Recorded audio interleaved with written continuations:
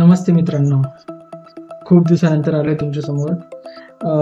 एक मराठमोळ्या शो बद्दल बोलूया, कारण की चर्चा तर चालू आहे की शो मध्ये खूप चांगले चांगले कलाकार आलेले आहे, प्लस अनेकशे महान भाऊ आलेले आहेत. तर कोणी छोटा पुढारी, अभिजित सावंत सिंगर आलेले आहेत, एक फॉरेनर आली.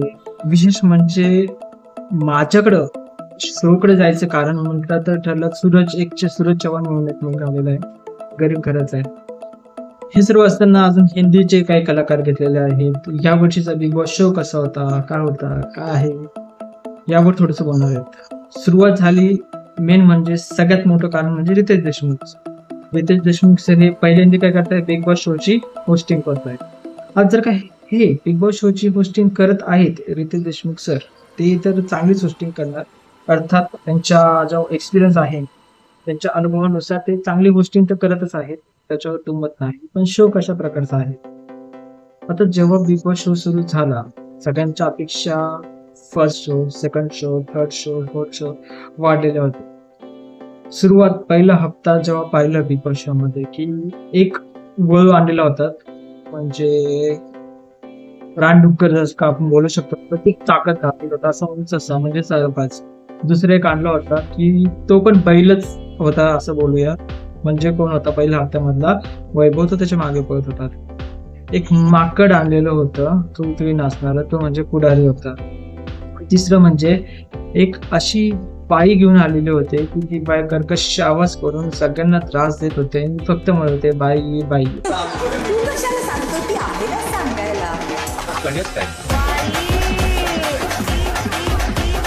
आता ती बाई आणली होती, ती स्वतःला काय समजत होते आणि मराठी लोकांना काय समजत होती ते आपण सर्वांनी पाहिलं. त्याच्यावरून ते रितेश देशमुख जे सर बोलले ते चांगलंच बोलले. त्यानंतर एक रॅपर आणली होती, ॲम्बिशियस आहे पण कालांतराने मला ती खोटी वाटते. जे फिल्म स्टार म्हणजे सिरियलशी रिलेटेड होते, त्याच्यामधला एक दामले, तो आणलेला कशासाठी का माहित नाही, तो फक्त टाइमपाससाठी आलेला होता आणि टाइमपास अजूनही करतोय तो तिथे. यानंतर ओल्ड ऍक्टर म्हणजे ती अनुभवी ऍक्टर आहे अशी वर्षा उजगावकर, ते आणले होते. तर त्यांच्या ती बाय बाय करणारे, त्यांची शादी भांडायला लागली, पण त्यांचा संयम चांगला होता. माग एवढे जे ओल्ड ऍक्टर आलेले आहेत मानेपर्यंत, त्यांच्यापेक्षा ही ओल्ड ऍक्टर वापस सुरेखा पुणेकर असेल, कोणीतरी कोठारी असेल, यांच्यापेक्षा या थोड्या उजव्या ठरल्या. म्हणजे यावेळेस त्या बोलतायत, खेळतायत असं सांगतात. अंकिता पूर्ण याच्यामध्ये मागच्या हप्त्यात मला एक अंकिताचा एक शब्द आवडला, तो रितेश देशमुख यांनी, मला खरंच वाईट वाटलं की रितेश देशमुख यांनी तो चुकीचा ठरवला, पण तो मुद्दा घेतलाच नाही ऍक्च्युली. ती बोलली की ही फॉरेनर आहे आणि मराठी वगैरे बोलते आणि हे ठीक आहे, मला ते पण आवडलं की ती फॉरेनर आहे, रशियन, ती पण चांगलंच खेळते. पण त्याच्यामध्ये एक संस्कृतीचा मुद्दा आलेला होता.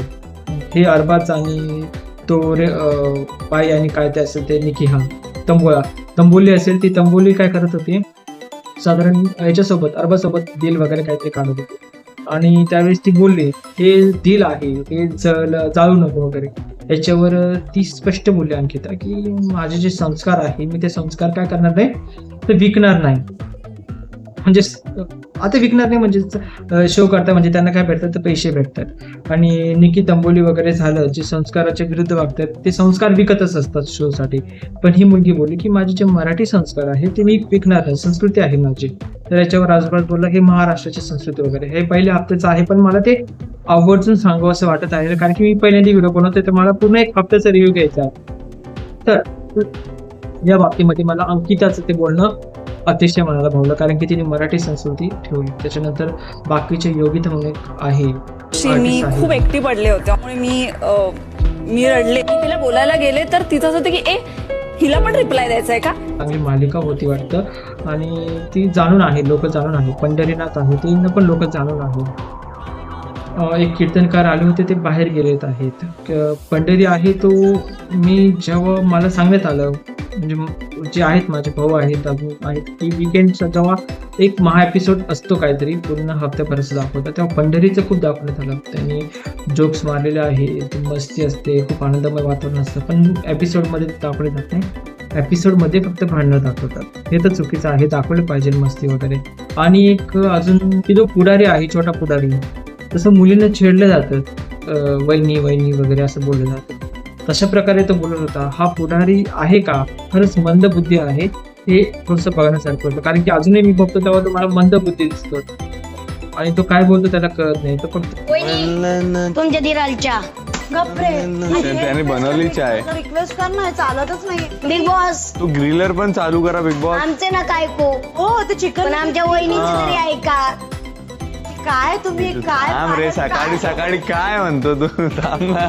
मम्मी कसम यार. बिग बॉस चालू करा, बिग बॉस चिमणी पण चालू करा. काहीतरी शेपूट हलवत असतो. चिमणी ओके. उडाली. आणि जो वळू आहे, बैल आहे, तो या हप्त्यामध्ये सुधारला आहे. तो तसं प्रेमामध्ये पडला आहे.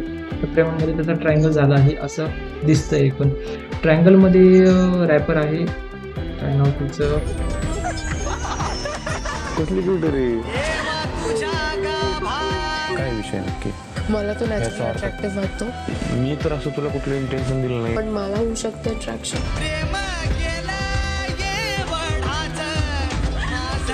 आहे काहीतरी नाव तिचं. तर रॅपर आहे आणि अजून ती फॉरेनची आहे आणि हा वैभव आहे, असं काहीतरी मॅटर आहे. पण ती फॉरेनची अभिजितच्या प्रेमात पडते की काय, असं पुढे भविष्यात दिसायला भेटेल. आता मी तुम्हाला काय सांगितलं की आतापर्यंत काय काय घडत गेलं आणि काय काय बघण्यासारखं होतं.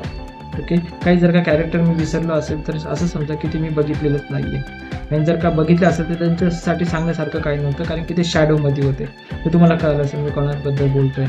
पण बाकीचं जर का बघितलं तर आता इथपर्यंत मी सांगितलं, पण पुढे काय होणार आहे, माझ्या मते पुढचा शो असा चालेल की वैभवला हायलाईट थोडंसं करण्यात येईल, त्याच्यामध्ये त्याचं लव ट्रायंगल आणण्यात येईल. स्क्रिप्टेड असतं का हे बघूया प्लीज. स्क्रिप्टेड असतं का नसतं, पण काही ना काही टोनिंग असते, कारण की बाहेर जे बोललं जातं मध्ये ते घडलं जातं. जी आहे रशियन आहे, कोणीतरी फॉरेनर आहे, ती अभिजितच्या प्रेमात पडू शकते.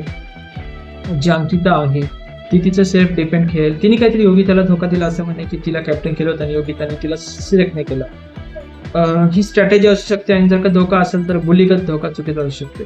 आणि मग आता आलंच आहे की सूरजवर या सूरजला थोडंसं इम्प्रुव्हमेंट करावं लागेल गेमची. पण बाहेरून लोकांना तुम्हाला पण त्याची साथ देणं गरजेचं आहे, कारण की पहिल्यांदी अशा कोणत्याही शोमध्ये असा व्यक्ती गावाकडनं आणला आहे त्यांनी की तो खरंच चांगल्या जुन्या मातीचा आहे आणि चुकीची बुद्धी घेऊन नाही आलेला.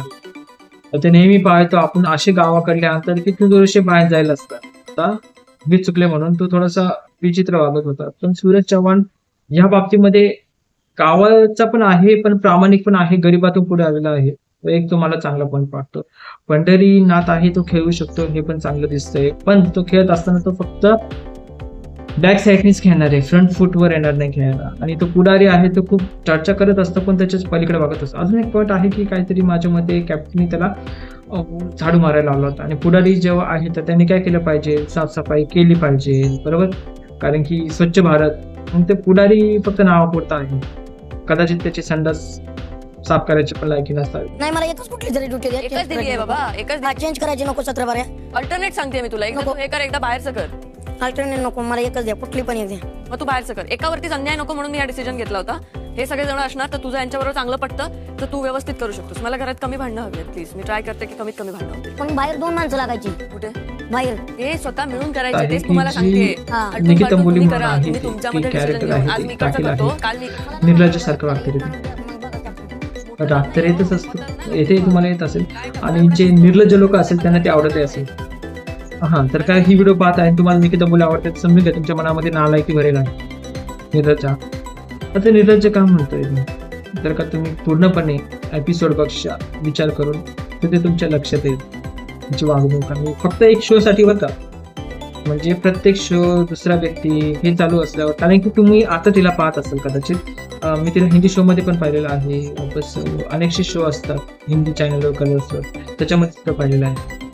तर एक त्याच्या बाबतीत असं आहे. आणि आता व्हिडिओ जास्त मोठी नाही करत, लवकरच क्लोज करतो की आता मी तुम्हाला सांगितलं असं लव ट्रायंगल वगैरे ते सूरजला सपोर्ट करावा लागेल तुम्हाला, तो स्ट्रॉंग म्हणून पुढे येऊ शकतो. पण एक लव ट्रायंगल नसतात, फ्युचरमध्ये तुम्हाला 2 लव ट्रायंगल पाहायला भेटतात. आणि जे साईड आउट लोक आहेत, दामले ते लवकरच निघेलच, पण ते तिघं चौघे मिळून स्ट्रॉंग लोकांना लवकरात लवकर बाहेर काढायला भेटेल. शेवटच्या टॉप 7 मध्ये वर्षा गावकर तुम्हाला पाहायला भेटेल. आता मी टॉप 7 सांगते बरं का, ह्याच्यामध्ये कुठे ना कुठे तुम्हाला निकिता मुली सुद्धा भेटणारच आहे पाहायला, कारण की तिला मसाला आहे तर पुढे नेणारच. अजून याच्यामध्ये तुम्हाला कुठेतरी मला निकिता 7व्या किंवा 8व्या नंबर पर्यंत वाटते. जर का ती अजून चांगली खेळली तर ती पुढे जाऊ शकते. योगिताचा संभवता तेवढा संबंध येत नाही, कारण की ती गेम खेळत नाही, पण ती खरंच स्ट्रॉंग असू शकते, सगळ्यांवर भारी पडू शकते. अभिजित अर्थात टॉप 7 मध्ये असण्यात. वर्षा गावकर झाली, अभिजित झाले, जो सिंगर आहे ते अभिजित सावंत, सूरज, आपण त्याला टॉप 7 पर्यंत 6 पर्यंत मिळू शकतो. वैभव असेल तो 7व्या-8व्या नंबर पर्यंत मला वाटते, आणि फॉरेनर सुद्धा 7व्या-8व्या नंबर पर्यंत वाटते. अरबाज असेल तो पण मला 6व्या नंबर पर्यंत वाटते, 5व्या-6व्या पर्यंत. त्याच्या गेमनुसार कदाचित वैभव त्याला अरबाजला क्रॉस करून जाईल, कारण की रॅपर मला वाटते 4थ्या-5व्या नंबरला, आणि ती वैभवला जास्त मार्केटमध्ये आणते, कारण की ती प्रेमात पडली आणि ट्रायगल जास्त दिवस चालतो, म्हणून ते टॉप 4 मध्ये हे आलेलेच आहेत. आता पुढारी आहे तो भाऊ, पुढारी बाहेर जाऊ शकतो, आता तो बाहेर जाणार याची शक्यता आहे, पण तो पण 7व्या-8व्या नंबर पर्यंत आहे. मी 4 जे सांगितले ते टॉप 7 मध्ये फिक्स आहेत. आता 5वा नंबर जो कोणाचा येतो, तर सगळं चित्र बघितलं असता 5व्या नंबरला एक मुलगी आहे अजून, जान्हवी नावाची, ती टॉप 7 मध्ये असू शकते. तो बाहेरून मत तिला भेटणार नाही, पण ती मसाला देऊ शकते. आणि इरिना आहे, ती आलेली आहे फॉरेनर, ती 6व्या-7व्या नंबर पर्यंत असू शकते. जे 6व्या-7व्या नंबरचे आहे ते 6व्या-7व्या नंबरलाच मी ठेवतो, कारण की ते अजून कारण आहे की कोण बाहेर जाऊ शकते आणि कोण नाही. पण निखिल दामले मी 8व्या-9व्या नंबरला ठेवलेला आहे, लक्ष ठेवा. सूरजला कारण की आपण सपोर्ट करतो, त्याला गेम येत नाही, म्हणून त्याला आपण हे केलेलं आहे, या नंबरवर ठेवले. तर अशा प्रकारे गेम असं आहे पुढे आणि आतापर्यंत आलेला आहे. आणि मी जे प्रेडिक्शन केलेलं आहे नंबर, त्याच्यामध्ये पण तुम्ही लक्ष ठेवा मी काय काय नंबर केले. वापस एकदा इथे तुम्ही लिस्ट पाहून घ्या, मी ही लिस्ट आहे नंबरिंग केलेली आहे की कोण टॉप 7 असू शकतात. आताच अशी व्हिडिओ घेऊन वापस मी लवकरच नाही पण भेटूया पुन्हा. आणि मराठी चॅनल आहे तर मराठी, त्याच्यामुळे मी व्हिडिओ बनवली आहे. तुम्हाला अपेक्षा आहे की ही जी मी चर्चा केली आहे तुमच्यासोबत ही बघायला आवडेल.